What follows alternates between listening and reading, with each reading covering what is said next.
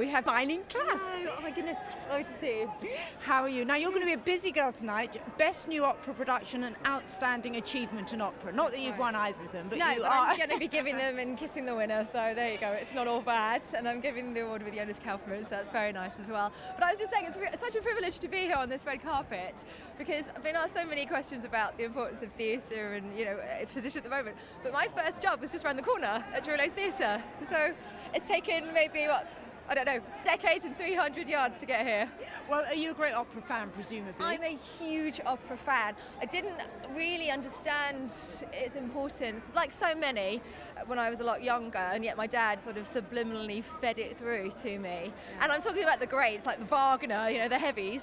But now I'm so grateful for that opportunity and to have had that insight into it, because there's some so very powerful. Exciting nominations. Yes, I went to see the La Traviata when they had their undress night. Did you hear about that? No. They had a night where the ENO encouraged people to come dressed down in trainers and jeans to attract a younger audience, and tickets were sort of 25 quid instead of the usual. So I think it's great opera, reaching a new audience. I think it's disappointing that it gets such a hard time, because there's a stigma associated with it, as you've just said about dressing down, for example. If people didn't feel that they had to be dressed up like turkeys and tuxes and ball gowns, and maybe adhere to all the rules and regulations. When do I clap? When do I not clap? Yes. Am I going to understand this language? Is it going to be, something that I've got no affiliation with?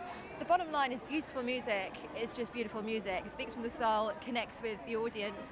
And it's a shame that all sort of the fluff sometimes gets in the way. The cost, the fluff, and yet when they transmit it live into Trafalgar Square sometimes. Yes.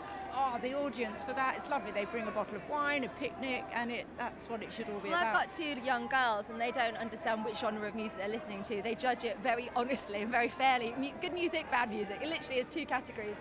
And when I play opera to them and explain the story behind it, and the tragedy, the love, the romance, it's like a fairy tale often, that they really, you realise that so much has been misinterpreted, and that stigma has been carried far too far. And there's always a very dramatic end. So. Oh, it wouldn't be opera without it, without at least 3 people dying and someone jumping off a cliff and goodness knows what else. Absolutely. Oh, well, listen, have fun tonight. Thank you. Gorgeous. And you, of course, as always.